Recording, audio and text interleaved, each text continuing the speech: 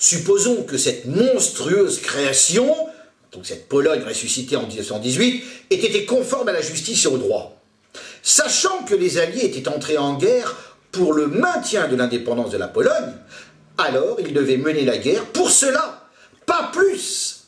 Ils devaient bouter les Allemands hors de Pologne, point final. Or, rappelez-vous l'aveu très net prononcé par Churchill le 11 juin 1940. La Pologne, il n'en dit pas un mot, il l'avait déjà oublié. La destruction du régime national-socialiste, tel était son unique objectif. Voilà d'ailleurs pourquoi, le 7 octobre 1939, la France et l'Angleterre repoussèrent les offres émises la veille par Hitler pour l'organisation d'une grande conférence internationale destinée à vider les querelles issues de la fausse paix de 1918 et ainsi à instaurer une paix conforme à la justice. Pour les démocraties donc, la Pologne n'avait été qu'un prétexte. Leur guerre était une croisade pour l'éradication du national-socialisme. D'où le fait que dès le début, la guerre fut une guerre à mort, la faute revenant aux démocraties. On notera d'ailleurs que si la guerre avait été juste, elle se serait terminée par une paix mondiale.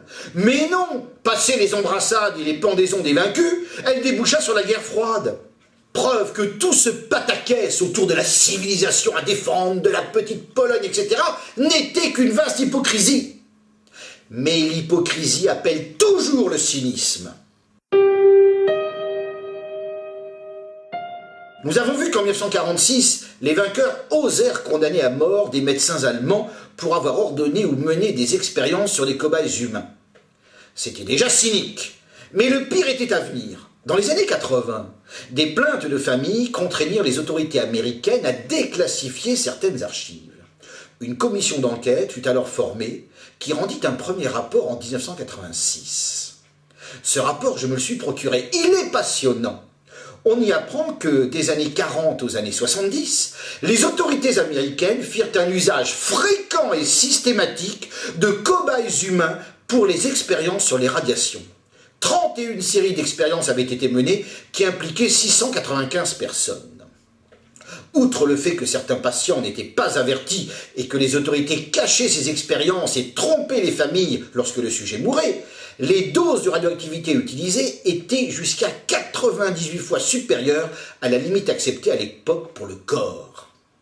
On apprenait ainsi que de 1945 à 1947, dans le cadre du projet Manhattan, 18 personnes souffrant de maladies qui leur laissaient une espérance de vie inférieure à 10 ans reçurent des injections de doses de plutonium afin de mesurer la quantité retenue par le corps. Jusqu'en 1974, les citoyens auxquels on injectait du plutonium n'étaient pas avertis au nom du secret défense. En mai 1945, 10 patients furent irradiés avec des rayons bêta, donc les plus dangereux, afin de mesurer la dose qui provoquerait une brûlure de la peau. Entre 1946 et 1947, 6 patients d'un hôpital universitaire dont les reins fonctionnaient bien reçurent des doses de sel d'uranium afin de déterminer la quantité qui provoquerait une lésion rénale. Ces expériences, et d'autres d'ailleurs, furent conduites alors que l'Amérique jugeait les médecins nazis coupables d'avoir pratiqué des expériences sur les cobayes humains. Oui, alors qu'en Allemagne occupée, l'Amérique jouait la gardienne vengeresse de la civilisation, alors qu'au nom de cette civilisation, elle s'arrogeait le droit de juger quelques médecins allemands, chez elle, elle faisait exactement ce qu'elle reprochait aux vaincus d'avoir fait. Et le fait d'avoir condamné ces médecins, dont certains à mort, n'arrêta rien. Les années 50 virent leur lot d'expériences, cobayes humains plongés dans de l'eau contaminée au tritium ou devant boire cette eau, avions habités envoyés dans des nuages radioactifs, sujets souillés avec de la matière radioactive pour tester l'efficacité des détergents. Le cynisme des vainqueurs de 1945 est vraiment diabolique. Étonnez-vous après cela de l'état du monde aujourd'hui.